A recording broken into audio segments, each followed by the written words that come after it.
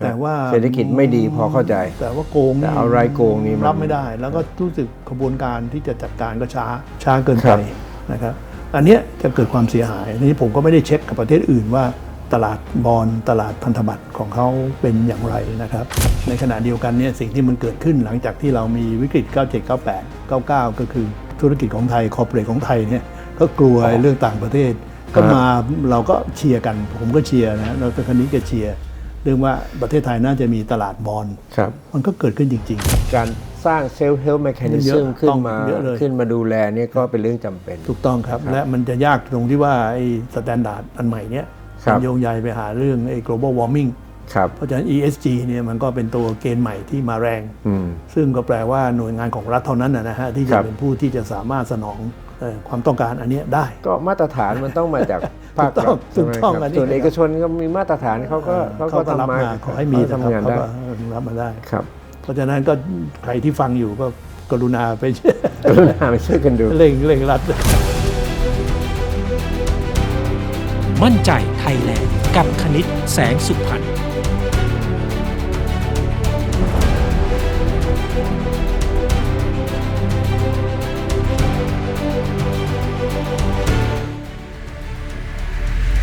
The Stage Times สำนักข่าวออนไลน์สำหรับคนรุ่นใหม่สวัสดีครับวันนี้เป็นรายการ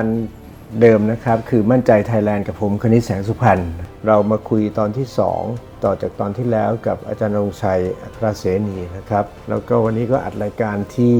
โรงแรม Royal Orchid Sheraton นะครับทุกตอนก็อัดที่นี่นะครับขอบคุณที่ให้โอกาสที่เรามาอยู่ที่นี่คราวที่แล้วที่เราคุยกันเนี่ยครับเราคุยถึงเรื่องเราอยู่ในดอลลาร์โซนเราทำอะไรไม่ได้เยอะเลยนะครับแล้วก็อย่าหวังว่าเราจะทำอะไรได้เยอะอันที่2คือเราก็เป็นพวกที่ได้รับผลกระทบจากที่เขาทำไม่ว่าจะเป็นการต้องรับวิกฤตของเขามาเป็นของเราด้วยบางส่วนอันที่2ก็คือการเปลี่ยนแปลงดอกเบี้ยการเปลี่ยนแปลงเงินเฟ้อการเปลี่ยนแปลงการจ้างงานอเมริกาดูแลดอกเบี้ยดูแลก็กระทบการเงินไทยโดยตรงนะครับไม่ว่าจะเป็นดอกเบี้ยไทยเงินไหลออกจากประเทศกระทบค่าเงินรวมทั้งกระทบราคาทรัพย์สินของประเทศไทยในตลาดหลักทรัพย์ก็ดีนอกตลาดหลักทรัพย์ก็ดีสุดท้ายก็กระทบกับการขยายตัวทางเศรษฐกิจการนำเข้าและส่งออกนี่คือภาพแต่ว่าในสถานการณ์ที่เรามองข้างหน้าเนี่ยครับอาจารย์ก็เลยกลายเป็นว่าใน2 ปีข้างหน้าดอกเบี้ยยังคงสูงอยู่ volatility ก็ยังมีอยู่เยอะนะครับไม่แน่ใจว่าอินเฟลชันจะเป็นยังไงไม่แน่ใจว่าสงครามจะทำให้ราคาน้ำมันไปผลักดันอินเฟลชันยังไงแต่ว่าเท่าที่เขาประมาณกันว่าก็คือ2 ปีข้างหน้า ดอกเบี้ยในอเมริกายังสูงอยู่แล้วก็ขาจบสุดท้ายของดอกเบี้ยสงสัยจะไม่ใช่ 2.5 เพราะว่าหนี้อเมริกาเยอะเพราะฉะนั้นอาจจะไปจบที่ 3-4% ใช่ไหมครับดอกเบี้ยก็จะเป็นทีนี้พอเป็นแบบนี้นะครับอาจารย์ก็เลยกลับมาที่ตัวเราเองว่าสมัยก่อนเนี่ย1997เนี่ยเราก็เลยร่วมมือกับอาเซียน plus 3เพื่อที่จะทำที่เรียกว่า self help mechanism คือไม่มีใครช่วยเราก็จะหาทางช่วยตัวเราเองใช่ไหมครับตอนนั้นเราก็ทำเชียงใหม่ initiative ขึ้นมาใช่ไหมครับตอนนั้นถ้าจำไม่ผิดนี่มันเป็นการประชุมของรัฐมนตรีคลังกับผู้ว่าในอาเซียน plus 3ใช่ไหมครับแล้วก็กำหนดมาว่าเป็นเชียงใหม่ initiative multilateralism ก็คือประชุมกันแล้วก็เลยตกลงว่าให้มี swap arrangement คือสามารถกู้เงินผ่านกันได้ครับแล้วก็มีตั้ง AMRO ซึ่ง10 ปีถึงได้ตั้ง AMRO ตั้งออกมาเนี่ยก็เป็น surveillance unit สำหรับดูแลแล้วตอนนั้นก็ตั้งใจว่าจะเป็น Asian Monetary Fund ต่อนะครับมีความคิดอยู่ปัจจุบันนี้ก็ swap arrangement ไม่มากนะครับหยุดขยายตัวมานานแล้วเหลือแค่240 billion US dollarซึ่งน้อยมากผมลองประเมินดูกรณีของลาวที่เข้าวิกฤตคราวนี้กำลังเข้าวิกฤตเลยนะครับผมเชื่อว่าลาวเนี่ยตาม swap arrangement ที่มีอยู่เนี่ยไม่พอเบิกตังค์ได้แค่200 million US dollar แค่นั้นเองซึ่งจริงๆประเมินแล้วเขาต้องการประมาณ3 billion US dollar ก็ไม่มีใครให้ก็เลยกลายเป็นว่าต้องไปขอยืมจีนบ้างขอยืมใครบ้างผ่อนปลนทีนี้ตอนหลังเนี่ยผมอ่านรายงานที่เขาประชุมCMIM เนี่ยครับก็กลายเป็นว่าเขากลับไปผูกการทำงานกับ IMF แปลกมากเพราะว่ามันกลายเป็นว่าเอา bilateral ของเราเนี่ยไปวางแล้วก็ไปดูว่าของเราใช้แค่นี้ของ IMF ใช้แค่นี้ทำ stress test แล้วมันพอหรือเปล่าผมก็ไม่แน่ใจว่าผมเชื่อว่ามัน dilute principle ของเรา พอสมควรนะครับแต่ในขณะเดียวกันถ้าที่เราดูนี่ก็แปลกมากเพราะว่าพวกเรารีเซิร์ฟเยอะหมดเลยตังค์เยอะหมดเลยแต่ว่า CMIM ไม่ขยับเลยนะครับมันก็เลยไม่มีกำลังไปช่วยประเทศเล็กๆน้อยๆพวกนี้นะครับมันก็มี reserve ของแต่ละประเทศเป็น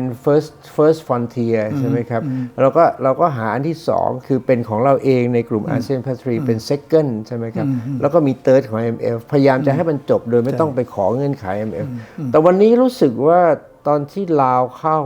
เมียนมาเข้าเนี่ยรู้สึกไม่มีใครพูดถึงเรื่องนี้เลยนะ ที่จริงไอ้เรื่องผูกเงื่อนไขอันนี้ตั้งนานนะฮะหลายปีแล้วเงื่อนไขที่ว่าเนี่ยนะครับรู้สึกผมไปประชุมอันหนึ่งสัมมนาหนึ่งเกี่ยวกับเรื่องนี้นะครับก็จำได้ว่าเหตุผลสำคัญที่สุดเลยเนี่ยก็เถียงกันเรื่องเกณฑ์เจ้าภาพใหญ่ในอาเซียน plus 3เนี่ยก็คือญี่ปุ่นครับพวกเราก็คงจะทราบว่าญี่ปุ่นกับอเมริกานี่เขาก็เป็นเป็นคู่ขากันนะฮะเพราะด้วยเหตุผลของเขาทางการเมืองทางเศรษฐกิจนะครับตั้งแต่หลังสงครามโลกมาเนี่ยเขาก็ต้องพึ่งพิงอเมริกาเนี่ยเยอะแล้วก็ในขณะเดียวกันเนี่ยเขาก็มีความแค้นอยู่ในใจเกี่ยวกับเรื่องจีนแต่เกาหลีเองก็แค้นเขาเนี่ยเพราะฉะนั้นคำว่า plus 3เนี่ยไอ้3ที่เราเอามา plus ด้วยเนี่ยมันก็ไม่ได้รักกันมันก็มีเรียกว่า historical background ที่ทำให้เคืองกันอยู่ที่สำคัญที่สุดเนี่ยคือญี่ปุ่นเขาเป็นคนนั่นเองว่าจะต้องผูกเงื่อนไขกับ IMF เพราะฉะนั้นเมื่อเป็นเช่นนั้นแล้วเนี่ยนะครับมันก็ไม่ได้ไปเป็นเทียร์2ที่เราอยากจะเป็นใช่ไหมครับผมก็เลยคิดว่าจริงๆแล้วณวันนี้เวลานี้ถ้าเราประเมินสถานะของญี่ปุ่นแล้วก็ท่าทีที่อเมริกามีกับจีน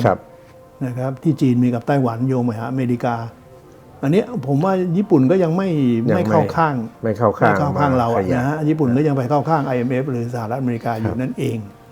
เพราะฉะนั้นจริงๆแล้วตัวนี้นี่คงจะพึ่งไม่ได้ผมเองนะฮะกลับมาคิดว่าที่จริงแล้วเราอาเซียนเองเนี่ย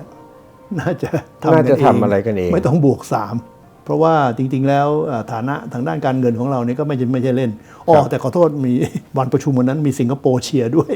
มีเชียร์เป็นหนึ่งในอาเซียนที่ไม่เป็นหนึ่งในอาเซียนที่แต่ก็ไม่คนตั้งเรื่องคือญี่ปุ่นนะแต่สิงคโปร์เนี่ยก็คล้ายๆคอยตามแล้วนั้นหลายปีแล้วตอนนั้นรีเซิร์ฟเราก็ยังไม่เยอะ relatively speaking นะครับแต่ตอนหลังเนี่ยผมว่าเราน่าจะทำของเราเองผมไปดูสถานการณ์ตัวอย่างเนี่ยนะครับตัวอย่างที่เข้าไปดูแล้วก็ไปลาวมาแล้วก็ดูว่าเขาก็เดือดร้อนจริงๆแต่ว่าดูแล้วไม่มีเซลฟ์เฮลป์เลยนะครับอาจารย์ไม่มีแมคานิซึมที่เป็นเซลฟ์เฮลป์อยู่พอจะช่วยเขาได้เลยแม้กระทั่งประเทศขนาดนี้ต้องการเงินก็ไม่เยอะแต่เวลาถามประเทศไทยก็ไม่มีใครพูดถึงถามสุดท้ายเนี่ยครับอาจารย์เราก็บังเอิญได้คุยกับนายกรัฐมนตรีมาเลเซีย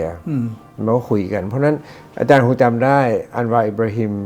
ท่านเป็นรัฐมนตรีคลังสมัยนู้นท่านก็รู้เรื่องนี้ดีเราก็เลยนั่งคุยกันแล้วก็เอาไอเดียนี้ขึ้นมาอันวาก็เลยไปคุยกับรัฐบาลจีนซึ่งรัฐบาลจีนปูพรมแดงรับเลยเรื่องนี้ว่าจะทำ Asian Monetary Fund ต่อซึ่งแปลกมากนะครับแล้วก็อาจจะให้หยวนมีบทบาทเยอะหน่อยนะครับมันก็เป็นอีกช่องทางนึงเพราะว่าเราคุยกับทางจีนเนี่ยทางจีนก็บอกว่าก็ลำบากอย่างที่อาจารย์ว่า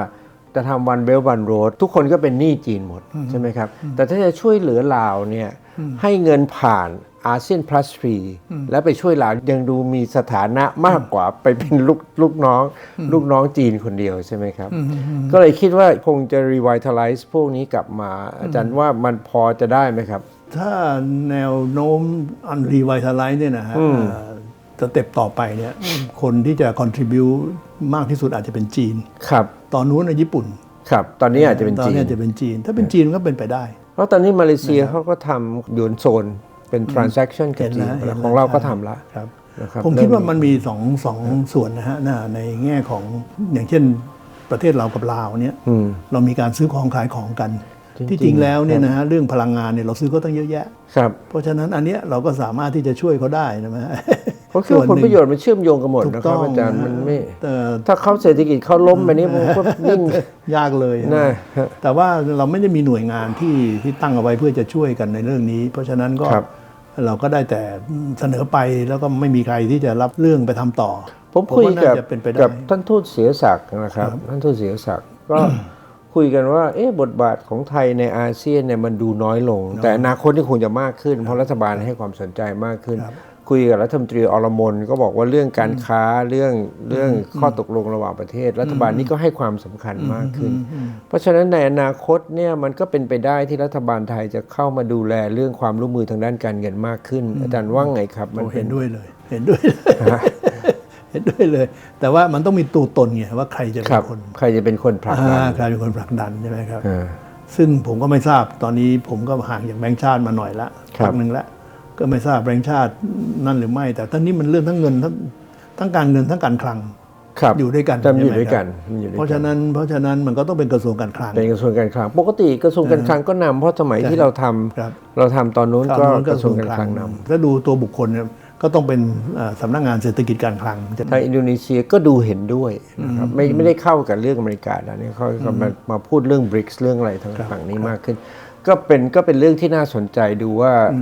การวาง position ของประเทศไทยในเรื่องนี้จะเป็นยังไงเห็นด้วยที่สุดเลยครับคือขณะนี้ผมมี conclusion ว่าโลกนี้มันแบ่งออกเป็นส่วนแล้วก็อเมริกาเนื่องจากว่าเป็นเจ้าพ่อใหญ่นะฮะก็พยายามจะรักษาสถานะของตัวเองเรื่องความยิ่งใหญ่เอาไว้ก็ไปยุ่งกับเรื่องโน้นเรื่องนี้ก็เป็นพฤติกรรมปกติของมหาอำนาจนะครับก็ต้องทำแต่ว่าผมว่าอาเซียนเองเนี่ยเราไม่ได้เล็กจิ๊บเหมือนเมื่อก่อนไม่เหมือนนะครับผมคิดว่าเราอาจจะ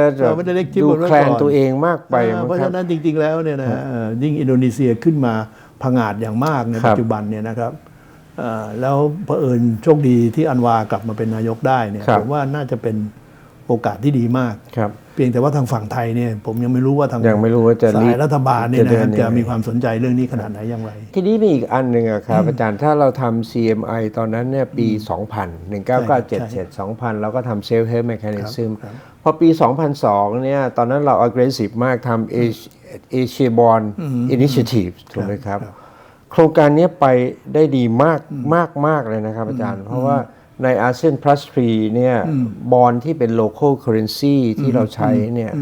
เพิ่มขึ้น6เท่าใน20ปีอาจารย์เพิ่มขึ้นเยอะมากเลยจนกระทั่งทุกคนแฮปปี้ว่าโครงการนี้เป็นโครงการที่ได้ประโยชน์จีนได้ประโยชน์เยอะสุดนะครับเพราะว่าจีนออกบอลเยอะต้องเล่าให้ฟังว่าสมัยใครที่ไม่ทราบก็คือสมัยก่อนเนี่ยเวลาที่เราจะกู้เงินต่างประเทศทีเราก็ต้องไปกู้เป็นดอลลาร์ใช่ไหมครับเป็นแล้วก็ไม่ไปกู้ก็เป็นเยนโลนนะครับไม่เป็น US ดอลลาร์โลนก็ไปเยนโลนแต่ตอนนี้ไม่ต้องแล้วเพราะเขามาลงทุนกับเราเองใช่ไหมครับเป็นบาทเป็นบาทเองแล้วก็มากขึ้นเรื่อยๆแล้วก็ทำให้สถานการณ์บางอันเนี่ยของเราเนี่ยมันมี insulation ของ risk มากขึ้นเวลาเข้าตลาดบอนด์เราก็ไม่ต้องมี maturity ที่เราตั้งไว้เราไม่ใช่ไปตาม maturity ที่เขาเป็นใช่ไหมครับแล้วก็ในอาเซียนเนี่ยตอนนี้ประมาณ2 trillion US ดอลลาร์เฉพาะในอาเซียนเองไปได้ดีมากตัวเลขที่ดูเนี่ยก็แปลกประมาณ 20% เนี่ยเป็นต่างชาติมาถือ local currency bond เรา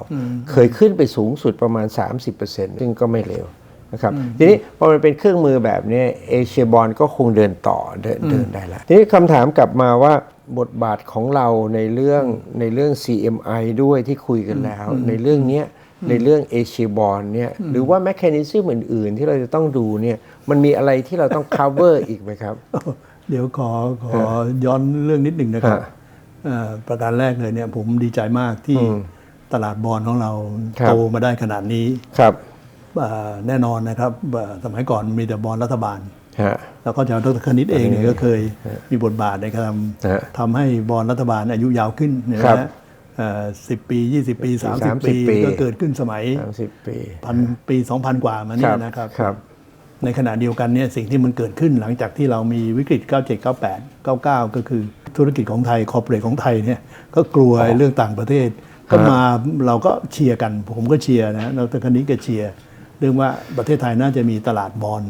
มันก็เกิดขึ้นจริงๆดีครับมันเกิดขึ้นจริงๆแล้วจนป่านนี้เป็น 4.7 มั้งฮะประมาณนะใช่ไหมฮะเท่ากันนะครับน้อยกว่าตลาดหลักทรัพย์นิดเดียวตอนนี้ไม่อันนั้นคือบอลทั้งหมดบอลทั้งของรัฐบาลทั้งของเอกชนที่ผมพูดนี่ของเอกชนนะซึ่งเมื่อก่อนเอกชนนี่ไม่มีใครกล้าออกไม่มีใครกล้าซื้อไม่มีใครกล้าซื้อเพราะนั้นเนี่ยมันก็ช่วยในแง่ของการที่เราสามารถที่จะเห็นตลาดทุนของเราที่อยู่ทั้ง equity แล้วก็ทั้งบอลนะฮะซึ่งอันนี้เป็นสิ่งที่ดีมากแล้วก็ลดความเสี่ยงไปได้เยอะเลย ทีนี้ณปีนี้เวลานี้เนี่ยผมมีความห่วงใยเกี่ยวกับเรื่องการกำกับดูแลของตลาดบอนด์เรานะครับผมดูแล้วปีนี้ด้วยเหตุผล2ข้อข้อแรกก็คือเรื่องดอกเบี้ยที่มันเพิ่มขึ้นแล้วก็มีผลกระทบต่อบอนด์ปีนี้ไม่มีคือถึงเวลาแล้วจ่ายไม่ได้เนี่ยผมว่าคิดรวมทั้งหมดเนี่ยมากกว่า6ปีที่ผ่านมาซึ่งมันก็ทำให้เกิดความไม่ค่อยสบายใจแล้วนี่คือข้อแรกข้อที่2ที่ซีเรียสกว่าก็คือเกิดสแกนโดลเกี่ยวกับเรื่องบอนด์ที่ชื่อ Stark นะครับซึ่งเป็นบอนด์ที่ได้เรตติ้ง BBB บวกด้วยซ้ำ BB บวกใช่ไหมแล้วมันไม่ใช่มันโกงมันไม่ใช่เพราะว่ามันไม่มีตังค์แต่ว่ามันโกงอันเนี้ยมันก็เลยทำให้ผมเริ่มเป็นห่วงว่าแล้วการกำกับจะมีผลกระทบการต่ออายุการออกบอนด์ใหม่เพราะปีนี้บอนด์ออกมาก็กว่า 1.7 ล้านเนี่ยนะครับเป็นแผลผมก็ไม่ทราบว่าจะมีผลแค่ไหนกำลังมอนิเตอร์อยู่นะครับเพราะฉะนั้นก็อยู่ที่เรื่องกำกับขั้นเลยที่เราดูกันก็คือว่าในช่วงที่ออกมาเยอะๆเนี่ยการกำกับดูแลดูไม่ค่อยเข้มแข็งเราดูตรง trouble shooting เวลามีปัญหาเนี่ยออกมาพูดดูไม่ค่อยแข็งแรงว่าจะทำอะไรใครจะต้องเป็นยังไงใช่ไหมครับถูกต้องเนี่ยเรื่องสตาร์กเนี่ยเป็นเรื่องที่เสียหายมากคือคนธุรกิจดาวลงไปไม่สามารถใช้หนี้ได้ตามเวลาขอผ่อนผันอันนั้นพอเข้าใจแต่ว่าเศรษฐกิจไม่ดีพอเข้าใจแต่ว่าโกงนี่เอารายโกงนี่รับไม่ได้แล้วก็รู้สึกกระบวนการที่จะจัดการก็ช้าเกินไปนะครับอันเนี้ยจะเกิดความเสียหายนี้ผมก็ไม่ได้เช็คกับประเทศอื่นว่าตลาดบอนด์ตลาดพันธบัตรของเขาเป็นอย่างไรนะครับสิงคโปร์นี่ผมว่าค่อนข้างจะมั่นใจว่าเขาโอเคมันแต่ไหนแต่ไรแล้วแต่ตลาดอื่นเป็นยังไงดร.กนิษฐ์แต่ดูต่างชาติที่เข้ามาซื้อเนี่ยครับเข้ามาซื้อบอลในมาเลเซียเข้ามาซื้อบอลในอินโดนีเซียนี่ต่างชาติเรโชต่างชาติซื้อมากกว่าประเทศไทยก็แสดงว่ามีความมั่นใจพอสมควรนะครับไม่ต้องพูดถึงขาเก่าอย่างเช่นญี่ปุ่นเกาหลีนี่โอเคอยู่แล้วทางจีนนี่ก็สูงมากก็ถือว่าอยู่ในระดับ 10-20% ก็ถือว่า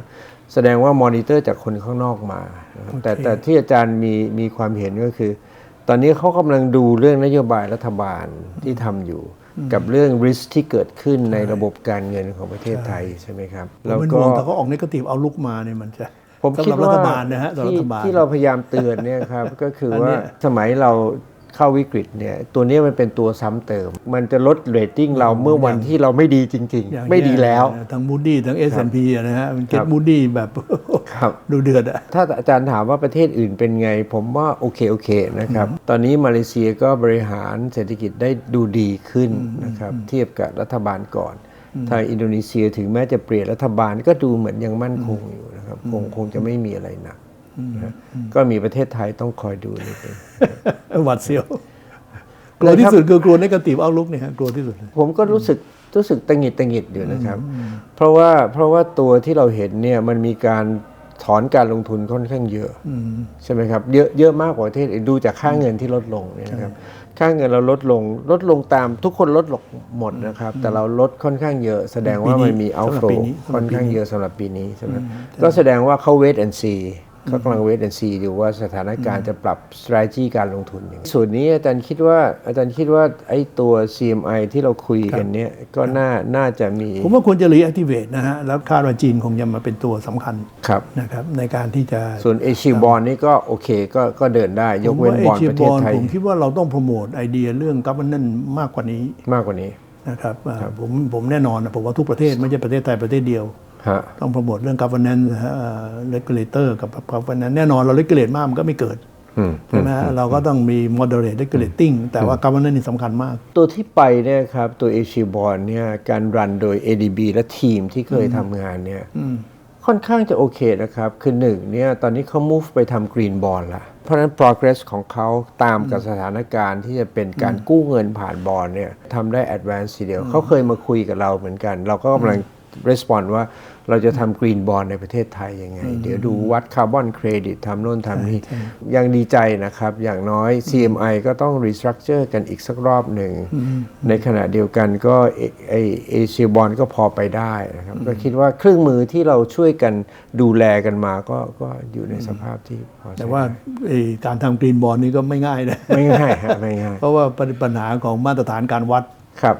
อันนั้นสำคัญที่สุดแล้วองค์กรของเราที่มีอยู่ในปัจจุบันเนี้ย ครับ ถามกี่แห่งก็บอกมาตรฐานการวัดเนี่ยยังไม่เซตเทิลกัน ไม่สัตว์สุดท้ายที่เข้าไปเนี่ยครับไปช่วยทางกระทรวงทรัพย์อยู่นะครับก็เลยจะไปทำ ต้องรีบเอามาตรฐานการวัด คบ มา มา ให้ ตร ได้ ฐานการวัดแล้วก็ให้เป็นมาตรฐาน international ที่ทุกคนเข้ามาซื้อบอลได้ต้องเป็นแบบนั้น มิฉะนั้นแล้ว เป็นมาตรฐานไทยไม่ได้ ไม่มีคนมาซื้อครับ ไอ้คนที่จะ verify เนี่ยนะฮะ ครับ ว่ามูลค่าเป็นอย่างนี้เนี่ยคาร์บอนลดเท่านี้นะฮะ ครับ มูลค่าอย่างนี้ science based ไอ้เทคโนโลยีไอ้ initiative นะ ค ค รั รับ บซึ่งอันเนี้ยผมว่ายังไม่ได้เซตเทิลกันเลยในประเทศไทย ครับ ว่าจะวัดกันอย่างไร ก็ เพราะฉะนั้นกระทรวง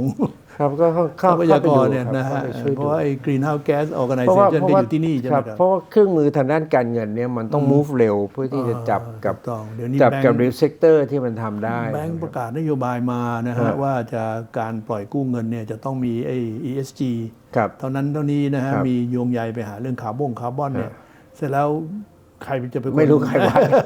ไม่รู้ใครวัดไม่รู้ใครจะซื้อใคร ทีนี้ถ้าออกระเบียบมาอย่างนั้น แล้วก็ถ้าวัดไม่ได้เนี่ยมันก็ไปติดขัดเรื่องการปล่อยกู้อีก ก็สรุปตอนนี้ก็คือว่าความจริงแล้ว 2 ปีข้างหน้า ถ้าดอกเบี้ยอเมริกายังเป็นแบบนี้ สงครามยังเป็นแบบนี้ก็ยังมีความเสี่ยงทางด้านการเงินอยู่พ ถู อก ส ต้อ ม ง ควร มัน ใช่ไหม ต้อง ครับ ทำ เพ เอง ราะฉะนั้น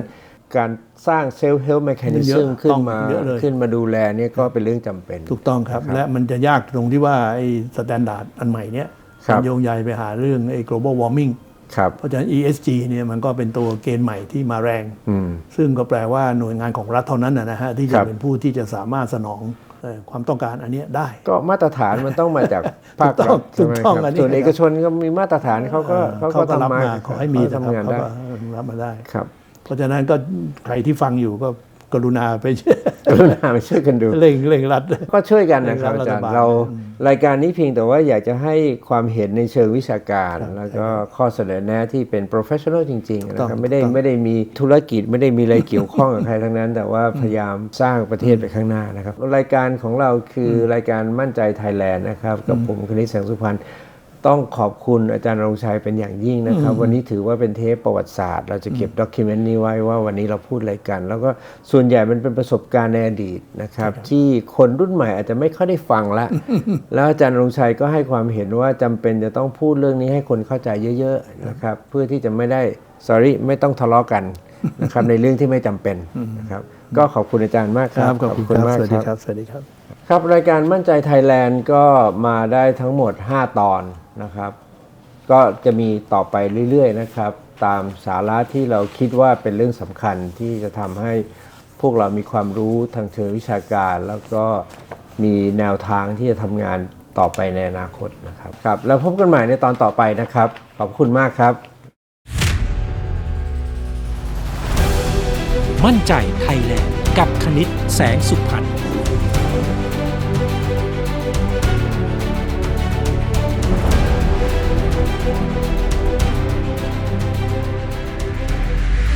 The Stage Times สำนักข่าวออนไลน์สำหรับคนรุ่นใหม่